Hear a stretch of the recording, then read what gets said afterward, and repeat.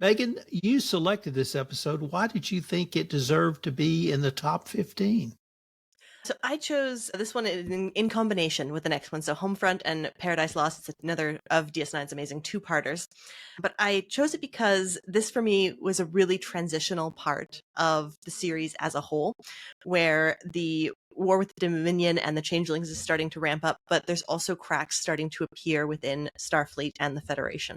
So I thought it was really exciting on the overall plot level, on the development of war level, and on the character level from the people that we get to meet and spend some time with. So I'd love everyone's impression on the first of the two-parter Homefront. How did y'all think rewatching it as you've done so recently? You want to go, Murphy? Sure. I rewatched this last night, and I've never done so with sort of critical eye and taking notes. This episode, particularly the first one, but both of them, are absolutely bonkers. This has got to be one of the strangest, most improbable episodes of Star Trek I have ever come across. There are so many questions I have and so many improbabilities in terms of the plot. I love it. It's a great episode, but yeah, I was stymied by so much that went on. Yeah, I mean, I'm sure we'll get into it, but I have a lot of questions. My reaction went in a very different direction because I had completely misremembered this episode, and I misremembered it due to COVID because I thought Sisko's father objected to having his blood drawn because he thought, one, it was just wrong, an invasion of his privacy, but two, they were going to inject him with something and then the government would track him, which is pretty much the nonsense we heard about COVID. And I don't know why I thought that, but I was convinced it was a precursor to what we saw, at least in America, during COVID. That was sort of the first thing that struck me. The second thing is when I watched this, I was much younger and I'm much older now. And so the age of his father and having seen my parents go through that, which I had not in the 90s, they were still relatively young in their 60s, I guess, and seeing the physical and mental decline of both my parents, it really was much more poignant to me now. And some of the same things he said, my parents said, essentially, I'm fine. I don't need help, blah, blah, blah, blah, blah. And so that was also more poignant for me simply because of my life's experience. Anytime I get to see San Francisco in this time frame, I love it. And as far back as Star Trek IV, the movie, even going back to present day San Francisco. So anytime I get to see San Francisco in whatever era the Federation is in, I just think it's extraordinarily cool and really enjoy all of the backdrops. They're all matte paintings from the 90s. This is not CGI. No matter how cheesy it is, I enjoy that part of it. The other thing that struck me that I thought a little bit about was there's still places that you have to physically travel to. You can't beam from DS9 to Earth. They actually had to physically travel. And we don't think of any of Star Trek really where you have to travel, although maybe we talk about the fleet arriving or things like that. But it struck me that part of you still have to physically travel was not something I focus on. But I watched it perhaps with as critical eye as you did, Murphy, and I really saw a lot of different things. And let me just start with the first thing I saw. And that was the opening scene where Quark was talking to Moog. And perhaps the most beloved character on DS9 is Moog. Morn. And he only acts with his eyes because he's in full makeup or full body something. Mm-hmm. And when Quark was talking to him, I could actually see him acting with his eyes. Yeah. And I've seen some great actors act like that. Gary Cooper is perhaps the number one for me. But And whoever plays Moog is not Gary Cooper, but he's still acting with his eyes. Now, this was at least 10 seconds, maybe, of action or acting, but I found that a detail that I really enjoyed. But the other thing, I started thinking about Quark, and I ended up pitching to Megan some additional work for us all to extend our time together based on the following. Bashir and Chief O'Brien were doing a hologram story about the RAF in World War II, and they were talking about losses, and Quark piped up. I was on a freighter when Ferenginar went into depression, and they needed me. My investments needed me, and I wasn't there to help my accounts. But here's what I started thinking about Quark, and it really goes back to our collective discussion from the first episode when he said, when things like this happen, people like me get put up on a wall and shot. He's always an outsider. Maybe even, and obviously he's an outsider on Ferenginar because he's not there. And when they had this great economic cataclysm on his home planet, he was on a freighter as a cook. And now he runs a bar. And he's an outsider on DS9. He was an outsider on the freighter. He's an outsider everywhere. I spent a lot of time in Hong Kong when I was younger, and they have a phrase in Hong Kong that says something along the lines of failed in London, went to Hong Kong. And it's about the geographic cure, where you go somewhere else to put your past behind you and try to succeed in whatever it is you're trying to succeed in. And it really made me think about Quark a lot differently than I typically do, that he is about as lonely a character as I can think of. Now, he probably doesn't even think about being lonely because that's always the way he is, and that's the way we think Ferengi should be. But it really made me think about him. He doesn't belong anywhere. And this was in at least 1 minute of an action scene, maybe 2 minutes. Yeah. So the opening to me, because I was watching with that critical eye that I typically don't watch, I'm much more of a plot and action guy, really started the series for me. So I probably droned on enough about 2 hours or 2 minutes and 10 seconds of action. So what about you guys? You make a really good, sorry, go ahead, Cuz. I wanted to just address something you said about Quark.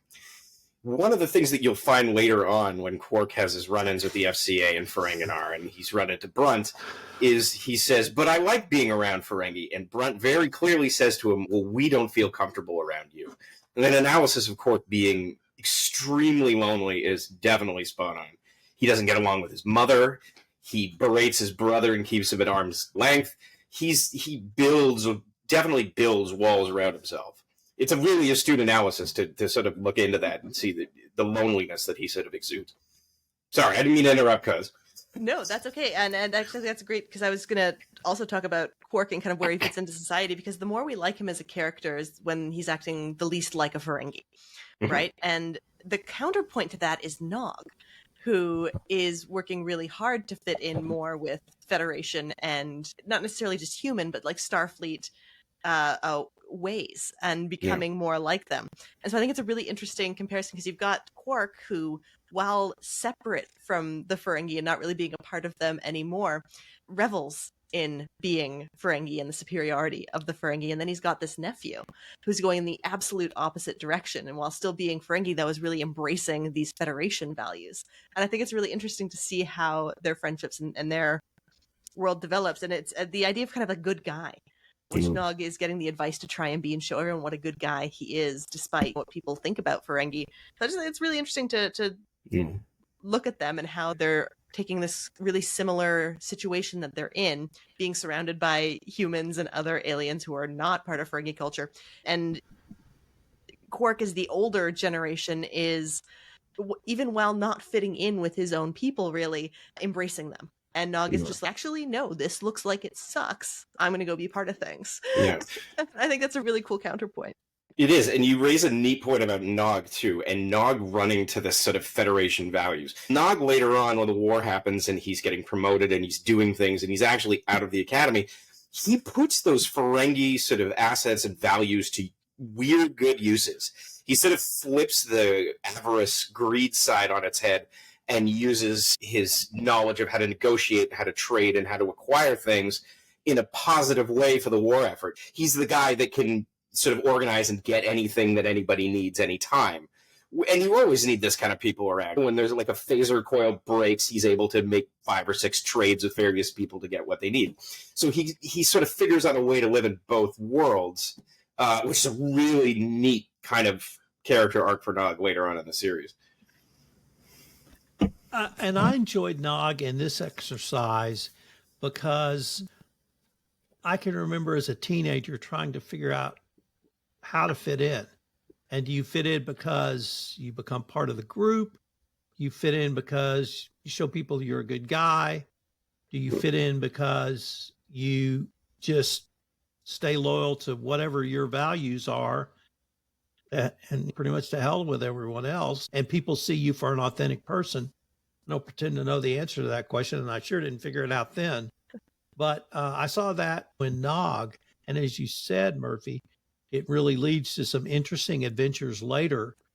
But it disturbed me just a little bit to see him try to please people so much. But maybe he's got that part of Ferengi in him. Well, he's also the equivalent of 18, right? I looked up what age people go to Starfleet, and they're young. People aren't fully baked at 18. There's some work left to do. But to move on a little, I'd love to talk about one idea that came up a couple of times, and it was Sisko's wonderful dad, who is, what a great character, but said something that I think is really kind of the theme of the episode, and the idea of adding all the security and adding militarization to daily life, which they're doing to protect the world, is all so reasonable. And the security measures and the blood screening and all the stuff, it's very reasonable to do this given the situation that we're in. And also talking about how, people don't try to destroy paradise when they're trying to save it. And that was another conversation that I believe Sisko had with the Admiral.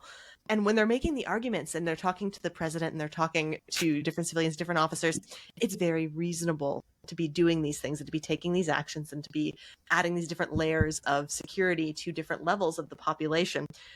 Brink, what did you think about that in the context of this is the future? This is the Star Trek world, where there wasn't even a bombing that could cause 27 casualties, which, brutal to say, is a tiny number in terms of terrible things that happen every day on Earth now. But what did you think of that happening? Because for me, this was like such a huge, like a monumental shift in the Federation, in Starfleet, and taking these actions that really, when you look at them plainly, are horrifying, but seem very justified in the moment, given what's going on. What did both of you think of kind of that happening? For me, it really drove home. All of that got driven home in the next episode. Mm-hmm. But so I compared it to the United States political scene with the election of Donald Trump. Trump didn't appear out of nowhere. There was always racism in the United States, and he just put a face on it. And it was the next logical step from the dog whistles we'd heard for years. And then even there, it was a series of small steps. It's always a series of small steps till you get to the point where you said, Megan, like this, oh my God, how do we get here? You didn't wake up one day and say, it's a great day. I think I'm going to join Alcoholics Anonymous. It took a few steps to get there. It always takes those steps. What about did you enjoy the restaurant scenes? Because I had a new appreciation for those and for the art of cooking, equally for the art of tasting. Anything from the restaurant scenes you guys enjoyed? Murphy, I guess we ought to direct that to you.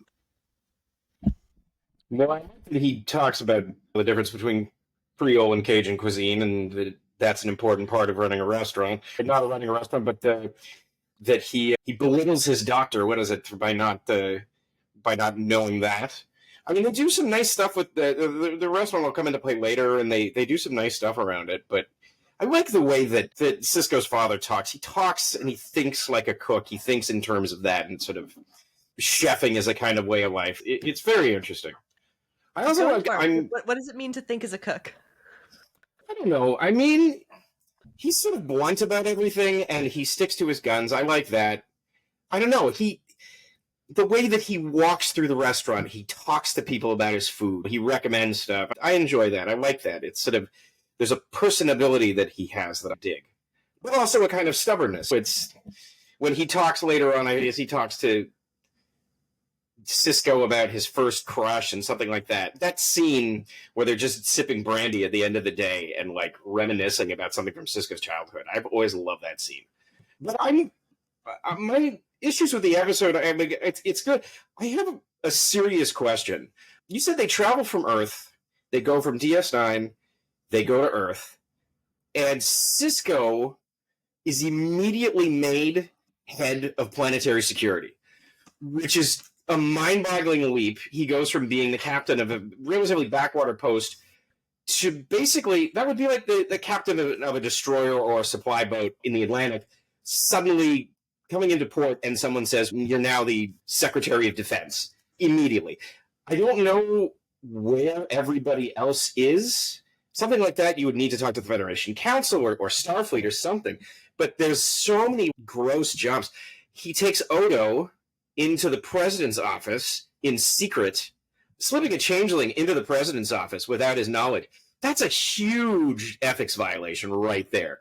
And they do it just to prove a point of how weak security, how lax the Federation is. It's the episode basically being titled Paradise. There's a naivety on Earth. And Sisko addresses this earlier in the series with the Maquis. He says, the problem with Earth is that you look outside and you see a paradise. It's easy to be a saint in paradise, but the Maquis don't have that luxury. And this really drives it home. I mean, they say 27 people killed in a bombing is the worst thing that's happened on Earth in terms of terrorism in 100 years. That level of laissez-faire, sort of being complacent, has totally shifted the civil discourse. And it allows someone like Layton to just come in and basically stack the deck in his favor. There's literally nobody there. You don't see any oversight. The head of Starfleet Academy is in on this with Red Squad joining, and there's someone at the Division of Planetary Operations in their bag. It's just nobody seems to care, which I find very strange. It shows a level of apathy in Federation culture that I don't think you'd see on the outskirts of Earth. It's like Earth has almost just become too perfect and insular, if that makes any sense. No, it makes perfect sense. But for Sisko getting promoted, it wasn't because he was the commander on Deep Space Nine. It was because he was the XO on the Okinawa under Layton. Yeah. And Layton thought he would have Sisko's loyalty if he put him in that post. The other thing that I thought interesting was the role of Odo. You touched on, obviously, when they go to visit the president, but I'm intrigued by Odo. I guess he's never known any of his people, so he's got no affinity for them. And in another light, he could be seen as a very bad traitor because he sees the Dominion and his people as a threat to the master he serves. Maybe that's unfair, but that's the way I saw it. And he's as invested as Sisko in protecting all of Earth. Oh, he's the only changeling that's ever killed another changeling. Right. I take a different view of Sisko's promotion, Murphy, because I thought he was the most sensible choice. He's the highest ranking officer in Starfleet who has firsthand experience with changelings. I think especially if I had worked with that particular individual and I was in Layton's position, I'd have brought him in too. Mm-hmm. Just because he's got some field experience with this particular threat, and nobody does. So I think it's kind of disaster movie logic. You find the one scientist who's been studying. Yes, it is. Got a tunnel to the Earth's core, and all of a sudden you need to tunnel to the Earth's core. But it's not a completely irrational choice, I think, because he's the highest ranking officer with a little field time.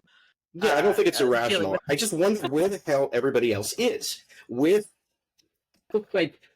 Layton seems to be the only Starfleet personnel that you see around Starfleet headquarters, aside from this one woman that works with him. And where is everybody?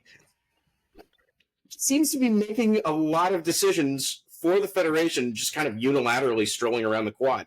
I just want to know where everybody else is. Maybe they're preparing for the war off-world. That's possible. They're preparing for an invasion. Yeah. They just didn't know Also, it had already gotten there. there's only one. This is another weird thing. When the power goes out at the end of the episode, we can talk about this in the next one, but they talk about the Lakota.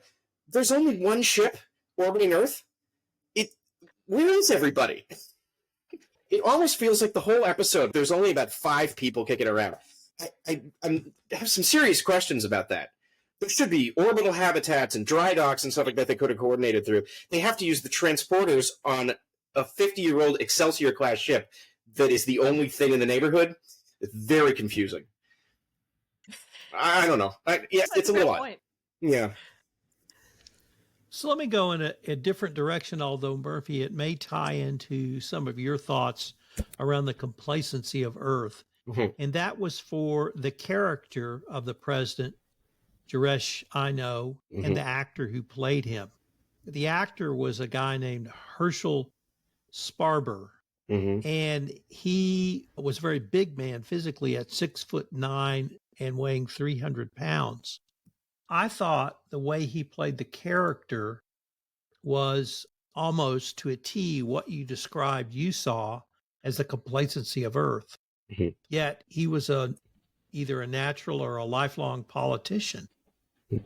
Interestingly, the producers did not like his work on that. And even Ira Stephen Bear said that the casting decision didn't work and they were unhappy with his performance. They thought basically he was too soft. And I don't know if that was his interpretation of the script.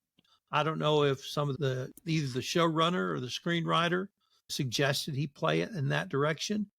But it seemed to me he was a politician who had grown up in that era of complacency. Yeah. It wasn't that he couldn't make a decision, because he did make a decision, but he clearly was not prepared for the decision he had to make. Yeah. I thought he did a very good job. I liked the sort of So did character. I. He's a different Yeah. animal. The only other time we really see the Federation president, I think it's in Undiscovered Country. At the end, Kurtwood Smith plays the long white hair, and he plays the guy who helps sign the Khitomer Accords. And that's sort of a similar kind of character, but a lot more sort of hard-edged. Definitely played to a more aggressive tone, but also conciliatory and kind of political. But I thought he did a very nice job. I liked Jaresh character. I don't understand what casting one. And I think, too, the argument that can be made that he was right with his first judgment, because it wasn't the Dominion doing everything. They were certainly involved, but the call came from inside the house, and he was maybe right to be a little more cautious and not jump immediately to adding militarization to this planet that he's taking care of. For our wrap-up round, I guess maybe I'll just ask you, Murphy, did we persuade you or change your views that this episode just didn't make sense, or do you still feel that way? No, listen, the episode makes sense in the context of the show. I understand. There are episodes and there are episodes, and I like this episode. I like this two-parter a lot. It's really good. But there are questions that as a Trek nerd, I would like answered. I'm not going to be picky. I'm not going to pull it apart and dissect it, because that's not how we enjoy the series. But yeah, there's questions I have, and questions that I am sort of theorizing to myself. One of which is that the whole incident with the bomb at the beginning is I don't think that's the Dominion. I don't think that's the Dominion at all. I think that is a false flag. I think that's, as we find out later, I think that's Section 31 and the Tal Shiar working together. It's a Romulan human conference. I think that's definitely a joint intelligence operation between the two of them. I mean, I could be wrong, but I have my reasons. But yeah, there's a lot of plot points in this that I want to look at.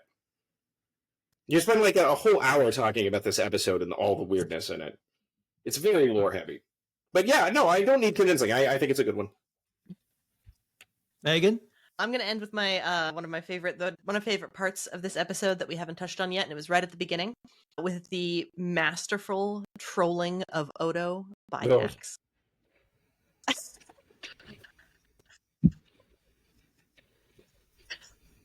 Just love it. It's just why?